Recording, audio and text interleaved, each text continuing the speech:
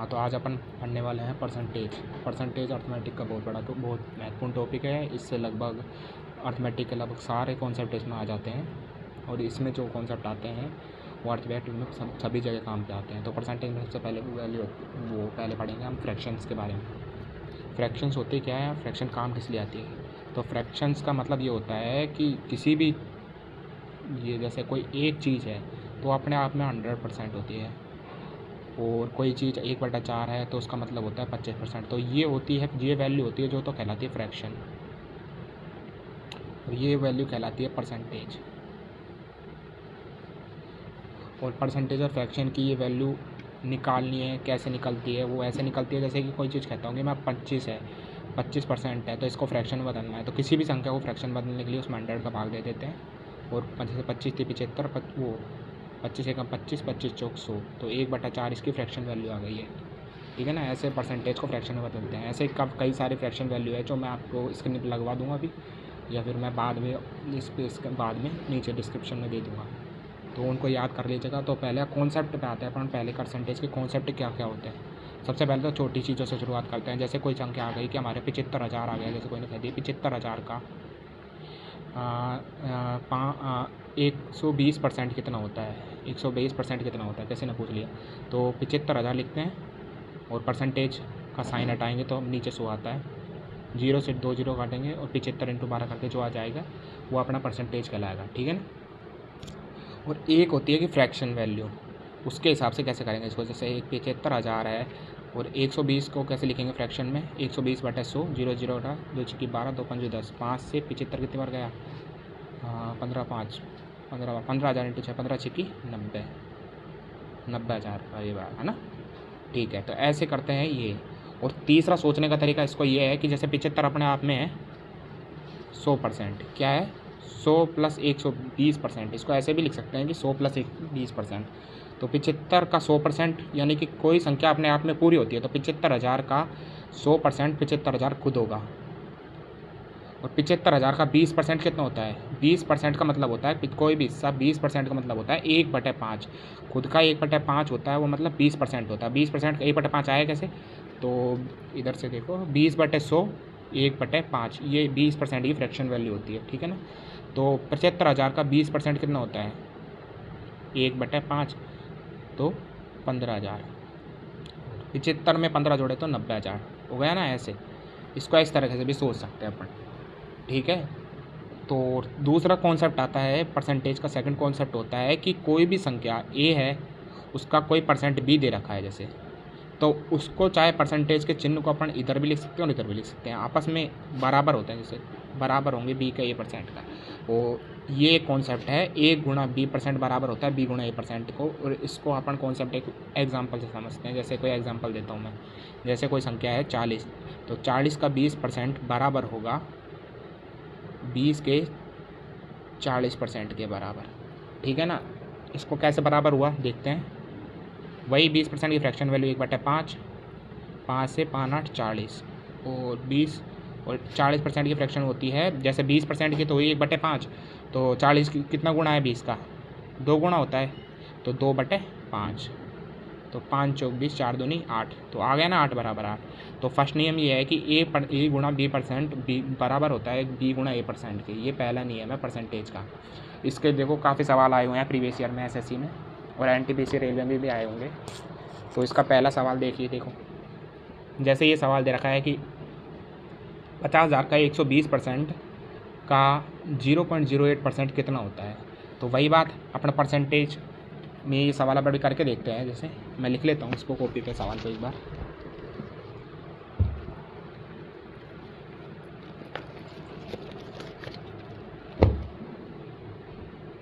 जैसे सवाल दे रखा था कि 50,000 है, उसका 120% है का 0.08% कितना होता है। तो अपन को पता है कि परसेंटेज अपन यहाँ से हटा के इधर भी लगा सकते हैं, और इसका भी हटा के अपन इधर भी लगा सकते हैं। ठीक है ना। तो इसका परसेंटेज इधर लगाएंगे दोस्तों, ये 0 हट जाएंगी, क्योंकि अपन ये करेंगे जब 50,000 होता है। ठीक है ना। तो 0 से 0 कट जाएंगे तो 500 बच जाएगा, और 120 की परसेंटेज इधर लगाएगा तो 100 0 से 2 कट जाएंगे, तो कितना बचा ये 5 गुणा 12 गुणा 8, 12 पंजू 60 गुणा 8, 8 चिंग 48, 480। तो कितना जाएगा 480। ऐसे ही सवाल परसेंटेज के पहले नियम से ऐसे होते हैं, और ऐसे कई सवाल है जो आप स्क्रीनशॉट ले सकते हो। वो बुक का मैं दिखा देता हूँ, इसमें से कई स्क्रीनशॉट से ले सकते हो, कई सवाल है ऐसे।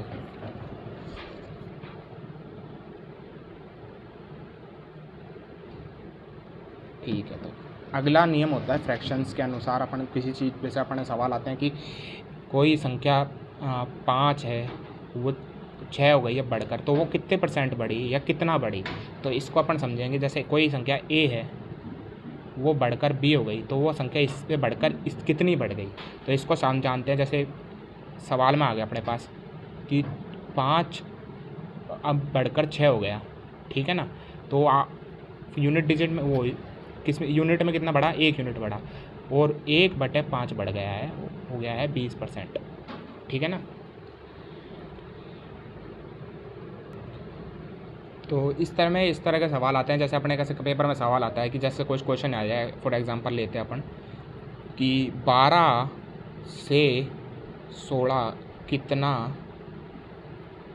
% अधिक है, ये सवाल आया जैसे, तो अपन लिख देंगे 12 और 16, और इनके बीच का डिफरेंस कितना है 4, तो 4/12। जिससे आए, जिससे कहा जाए, जैसे जिसके पीछे से मतलब इससे पूछा जाए तो वो से जिससे पूछा जाता है उसको नीचे, और ऊपर इन दोनों का डिफरेंस, इन दोनों का यूनिट डिफरेंस। जैसे इस 12 में 4 जोड़े 16, तो 4 यूनिट डिफरेंस है, तो 4/12 आ जाएगा। तो 4 एकम 4, 4 तिया 12, और 1/3 का फ्रैक्शन वैल्यू होता है 33%। इस फ्रैक्शन वैल्यू 33.3%, सॉरी 33.3% होता है ना इसका फ्रैक्शन वैल्यू, या फिर अपन उसको लिख सकते हैं 33 से 1/3%। इसके फ्रैक्शन वैल्यू और की जो मैं वो होगी, क्या बोलते हैं, एक पिक्चर होगी, मैं इस पर लगा दूँगा सारी फ्रैक्शन वैल्यू की, आप याद कर सकते हैं। सारी फ्रैक्शन वैल्यू याद करनी ही पड़ेगी इनको ना। तो ये कॉन्सेप्ट होता है कि कोई संख्या किसी से बड़ी होगी फिर उतनी होगी। अब जैसे एक तीसरे तरह के सवाल होते हैं कि जैसे कोई संख्या पहले कोई संख्या थी ये इतना बड़ी, फिर वो बढ़ के इतना हो गई, तो फिर एक्चुअली में वो संख्या आप कितनी % है, तो इसको कहते हैं सक्सेसिव। क्या कहते हैं, सक्सेसिव। जैसा मैंने कहा कि कोई a था, वो पहले बढ़कर हुआ 10% बढ़ा, वो पहले 10% बढ़ा, वो 10% से बढ़कर फिर 20% बढ़ गया, और 20% से बढ़कर अब ये a का जो टोटल मान है वो कितना बढ़ा, टोटल कितना बढ़ा, तो उसको कहते हैं सक्सेसिव। सक्सेसिव को 3 तरीक़ों से कर सकते हैं, तो डाल देते हैं सक्सेसिव डालना इंग्लिश में जो भी आता है। सक्सेसिव को अपन 3 तरीक़ों से कर सकते हैं। पहला तो होता है रेशियो मेथड, दूसरा होता है अपना डेविएशन, और तीसरा हो सकता है 100 मान के। तो अपन 100 मान के पहले अपन बताएंगे 100 मान के, कि 100 मान के कोई भी संख्या उसे कैसे पता लगाता है कि वो संख्या एक्चुअली में बढ़ी कितनी है तीसरे टाइम पे, या एक्चुअली में क्रमागत बढ़ रही है। तो ये मैंने कही कि मैंने इसको 10 रुपये 10% बढ़ाकर पैसे दिए, फिर उसने आगे बढ़ाकर 20% बढ़ाकर इसको अगले वाले को पैसे दे दिए, तो एक्चुअली में ए से कितना बढ़ा है वो पैसा, ठीक है ना। तो उसको पहले अपन 100 से मानते हैं। देखो 100 से मैंने कोई वस्तु बढ़ाई 10%, तो 100 का 10% कितना होता है 110 हो गया ना, 10% बढ़ाकर, क्योंकि 100 का 10% 10 होता है, 10% बढ़ा कर दिए मतलब 10 रुपये बढ़ा कर दिए, तो हो गया 110। फिर उससे मैंने बढ़ाई 10% और बढ़ा कर दिया उसने आगे, तो वो हुआ 110%। 110 का 10% कितना होता है 11, और 11 इसमें जुड़ेंगे तो कितने जाएंगे 121। तो एक्चुअली में 100 से वैल्यू कितनी बढ़ी 21, इसी को कहते हैं वो क्या बोलते हैं सक्सेसिव परसेंटेज, इसको कहते हैं सक्सेसिव परसेंटेज, ठीक है ना, कि कोई संख्या पहले इधर से इधर बढ़ी और इससे इधर बढ़ी। अच्छा, और दूसरा मेथड होता है इसका डेविएशन मेथड। डेविएशन मेथड का मतलब क्या होता है, जैसे डेविएशन का मतलब होता है कोई संख्या पहले बढ़ी 10, फिर बढ़ी 10, तो बताइए आप संख्या बढ़ी कितनी, टोटल कितनी बढ़ी है, मतलब क्रमागत रूप से 10 बढ़ी और इस क्रमागत रूप से 10 बढ़ी, फिर तो टोटल सक्सेस परसेंटेज में कितना चेंज आया है, कितनी बढ़ी है या कितनी कम हुई है। तो ऐसे इसका एक सूत्र होता है, या तो सूत्र याद कर लिएगा, उसका सूत्र होता है x + y + xy/100, ये इसका सूत्र होता है, ब्रैकेट में लिख देंगे, परसेंटेज में आता है सीधा, है ना। तो अपन करते हैं x का मतलब होता है 10, y कितना है 10 + 10 दाई का 100/100, तो कितना हो गया परसेंटेज में, तो 10 10 20 और 100 से एक बार गया तो 21% टोटल आ गया। तो दूसरा मेथड था अपना डेविएशन का मेथड। इस पर एक दो सवाल मैं करवा दूंगा अभी, पर मेथड समझ लेते हैं पहले। और तीसरा होता है रेशो मेथड। रेशो मैंने बताया नहीं आपको, पर बता देता हूँ। जैसे कि 10% है तो 10% की फ्रैक्शन वैल्यू 10, तो नीचे वाली तो रहती है इनिशियल वैल्यू और ऊपर वाली रहेगी फाइनल वैल्यू। वो परसेंटेज बढ़ा हुआ, इंक्रीज परसेंटेज। तो पहले जैसे कोई चीज़ 10 थी, अब वो बढ़कर इंक्रीज कितनी हो गई है 1, तो कितनी बढ़ी है, कोई चीज़ 10 थी उसमें 1 बढ़ गई तो वो एक्चुअली में होके गई है फाइनल में वो 11 हो गई। तो जैसे कोई चीज़ 10 बढ़ाई, 10 से बढ़कर 1 बढ़ गई है तो कितनी हो गई है 11। ऐसे ही दूसरे वाले में 10 से बढ़कर कितना हो गया है 11, बस कुछ नहीं गुणा करना है इधर की साइड का, लेफ्ट साइड का लेफ्ट साइड से और राइट साइड का राइट साइड से। तो 10 × 100 और 11 × 11 121, ठीक है ना, 11 को 121, 21/100। तो कितना आएगा, जो 100 में जितना वृद्धि होती है वो परसेंटेज में होती है सीधी। 100 में कोई भी संख्या जैसे 10 भी बढ़ी तो सीधी परसेंटेज में वृद्धि होगी। तो 21 बढ़ी तो कितना मतलब हो जाएगा 21% ही अपने आप में बढ़ चुकी है, ठीक है। 3 मेथड होते हैं सक्सेसिव के, तीनों बता दिए हैं मैंने आपको। और मैं इसको उनको बता देता हूँ प्रश्न के मदद से, जैसे प्रीवियस ईयर प्रश्न आए हुए हैं ना उनके आधार पर बता देता हूँ मैं आपको कि प्रीवियस ईयर जो क्वेश्चन आए हुए हैं।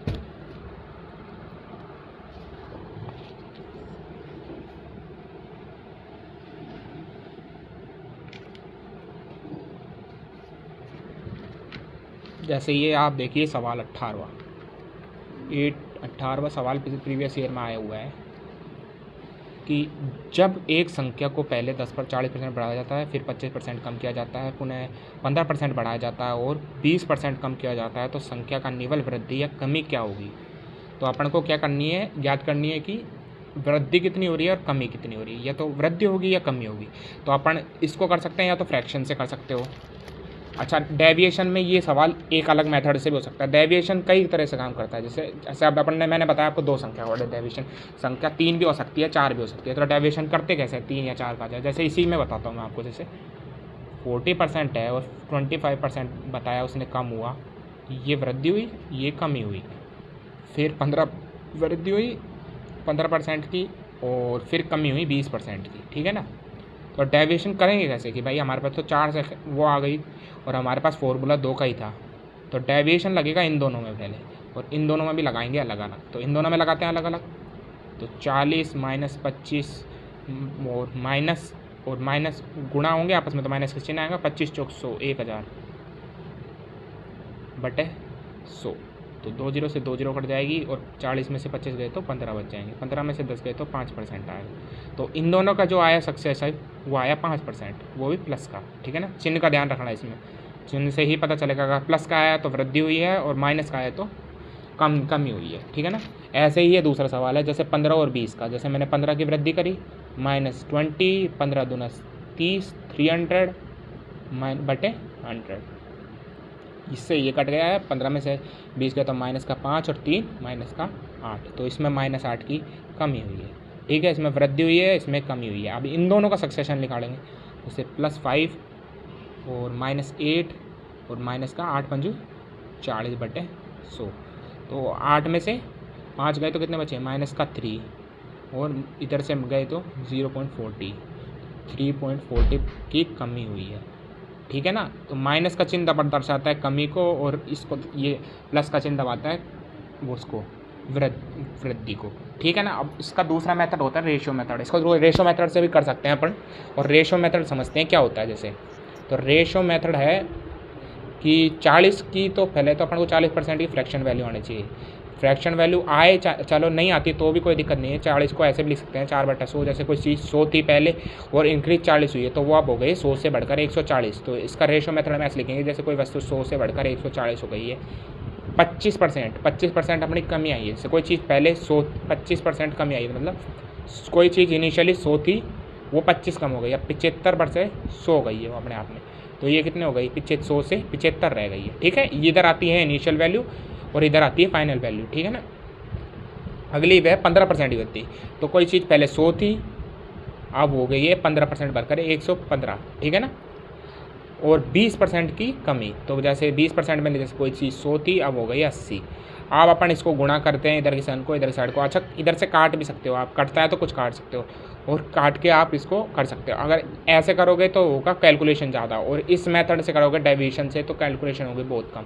समझ में आया? तो कहाँ डेविएशन लगाना और कहाँ नहीं लगाना, तो इसका इससे ही पता चलता है कि कहाँ रेशियो मेथड लगाना है। कि जहाँ पर अपने जैसे डेविएशन से आंसर अपने बिल्कुल कम में आ रहे हैं, 3-4 उसमें ही आ रहे हैं, 3-4 स्टेप में ही आ रहा है, और या देखिए रेशियो मेथड में अपन ने ऐसे करा है। अच्छा 40% को अपन ऐसे भी लिख सकते हैं कि 2/5, तो ऐसे हो सकता है सरल। जैसे 5 की वस्तु 2 में 2 की कमी हुई, 5 की वस्तु में 2 की वृद्धि हुई तो वस्तु हो गई 7 की, ठीक है ना। और 25% की होती है 1/4, 4 की में 1 की कमी होगी तो 4 की वस्तु हो गई 3 में, ठीक है। 15% की होती है 3/20, कितनी होती है 3/20, तो 20 की कोई वस्तु थी वो 3 वो वृद्धि हो गई तो 23 हो गई, ठीक है। और -20% की होती है 1/5, तो 5 की कोई वस्तु थी इनिशियली 1 कम हो गया उसमें तो वो वस्तु हो गई अब 4 रुपये की, तो 5 की वस्तु में 4 कमी हो गया, 4 से 4 कट गया और कुछ थोड़ी कट रहा है, नहीं 25 दूना 50, तो 500 तो ये आ जाएगा। और इधर के साथ 21 गुणा 23 कर लेंगे तो ये आ जाएगा, ठीक है। और इसको गुणा कर लेंगे और जो भी आएगी वो वस्तु का डिफरेंस ले लेंगे, जैसे अपन करता हूँ मैं, जैसे 21 दूना 42, 420 है और 21 63 1, तो 384, तो कितने का डिफरेंस आया 17 का, 17/500, तो 5 की कमी हुई है 17 की।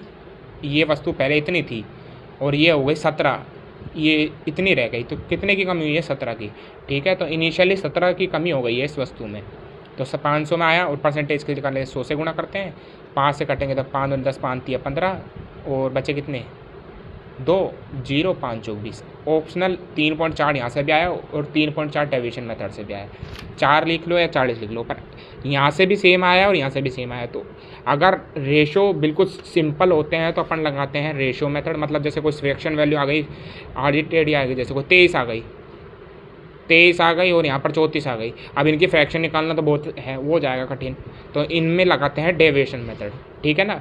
और जैसे बिल्कुल सिंपल आ गई, जैसे 20 आ गई, 10 आ गई, 13 आ गई, वो 15 आ गई, जैसे इनकी जो फ्रैक्शन वैल्यू होती है वो बहुत ईजी होती है, तो इनमें लगाते हैं रेशियो मेथड। और 100 तो अपना है ही कि जैसे कोई वस्तु 100 थी वो बढ़ के मैंने 140 में बेच दी, उसमें 25% 1/4 की कमी कर दी तो वो रह गई होगी 140 का 3/4, ठीक है ना। ऐसे करके अपन इसको इससे भी निकाल सकते हैं। ये सब 3 मेथड होते हैं सक्सेसिव के, तो सक्सेसिव के ये 3 मेथड हैं और सबसे महत्वपूर्ण टॉपिक यही है सक्सेसिव। इससे बहुत तरह के सवाल होते हैं, जैसे अपने आगे आते हैं वो इलेक्शन के सवाल, कि चुनाव वो कि जनसंख्या बेसिस सवाल, और इससे सक्सेसिव से एक और बात होती है कि कोई सवाल में इनिशियल और फाइनल वैल्यू को लिखते हैं, जैसे अपन रेशो मेथड होता है सक्सेसिव में, और इनिशियल फाइनल का भी एक कॉन्सेप्ट समझ लो। देखो कोई भी सवाल हो अपन पेपर पे करते हैं, टाइम बचाने के लिए अपन को एक ही स्टेप में करना है, 1 या 2 से 3 स्टेप नहीं होने चाहिए उसके। अगर वो ज़्यादा टाइम ले रहा है तो टाइम कंज्यूमिंग है तो वो अपने वो बढ़ा देगा। तो सक्सेसिव का मतलब होता है जैसे कोई इनिशियल मैंने कोई ली, उसमें मैंने कुछ चेंज करा, फिर उसमें मैंने कुछ चेंज करा, और इनिशियली वैल्यू यहाँ पर फाइनल वैल्यू है कि फाइनली वो वैल्यू आ गई। जैसे अब मैं बताता हूँ इसको कैसे यूज में लेते हैं, जैसे सक्सेसिव को रेशियो से कैसे यूज में लेते हैं और सवालों में कैसे वो करते हैं, अप्लाई करते हैं ना।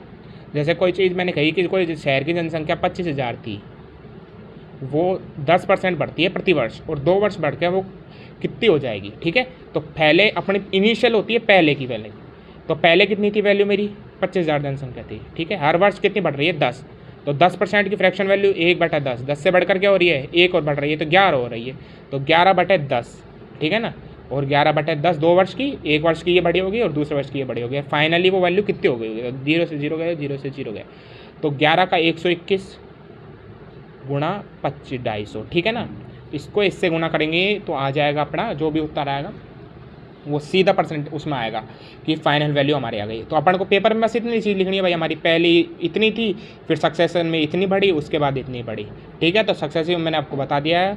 तो सक्सेसिव कुछ नहीं होता, जैसे रेशो दे रखे हैं कोई चीज़, जैसे कोई चीज़ प्लस है, कोई चीज़ मैंने इधर से लिया, मैंने इसको दिया, फिर इसने किसी और को दिया, फिर इसने किसी और को दिया, ठीक है। कोई चीज़ बढ़ती है, क्रमागत रूप से बढ़ती जाती है, तो उसको कहते हैं सक्सेसिव परसेंटेज। सक्सेसिव के बाद अपने एक और कॉन्सेप्ट बताते हैं वो डेविएशन का, जो डेविएशन मैंने आपको बता ही दिया है। उसके 2 फॉर्मूले होते हैं, एक फॉर्मूला होता है x + y + xy/100, ठीक है। ये फॉर्मूला होता है सक्सेसिव का, वो डेविएशन का इस फॉर्मूले का आप याद कर सकते हैं। इससे डेविएशन से सीधे परसेंटेज वैल्यू आ सकती है क्रमागत रूप से। क्रमागत रूप से कोई चीज़ बढ़ती है और कोई चीज़ चेंज होती है, तो इससे आ जाती है डेविएशन से उसकी एक्चुअल वैल्यू। ठीक है ना, कि कितनी वृद्धि हुई है, क्या कितनी गति हुई है। अच्छा, एक तरीके तीसरे तरीके का सवाल हो रहा आता है इसमें, तो वो सवाल देखते हैं। पहले अपन सवाल देख लेते हैं क्या होता है। जैसे अपने ये सवाल आया है कि, एक मिनट, फोकस नहीं आ रहा है क्या? हाँ, दो संख्याएं हैं, एक संख्या तीसरी संख्या से 30% और दूसरी संख्या से वो 37% कम है। तो दो संख्याएं, पहली तो 30% कम है और दूसरी 37% कम है, तो दूसरी संख्या पहली संख्या से कितने प्रतिशत कम है? तो दूसरी संख्या पहली संख्या से कितने प्रतिशत कम है ना। तो इसको अपन बताते हैं कैसे निकालते हैं ऐसे सवालों को। अच्छा, परसेंटेज अपन निकालते हैं 100 में से। किस में से निकालते हैं? 100 में से। तो जैसे मैंने लिया 100 लिया, 100 अपन ने पढ़ी कितनी संख्या, दूसरी संख्या पहली संख्या से 30 कम है, तो मैं कहता हूँ मेरे पास 100 रुपये थे, इसके पास 30 रुपये कम है, तो एक्चुअली में कितने कम है? उसके पास एक्चुअली में रुपये कितने हैं? 70। तो दूसरी संख्या कितनी है? 70 और 37। तीसरी संख्या कितनी होगी?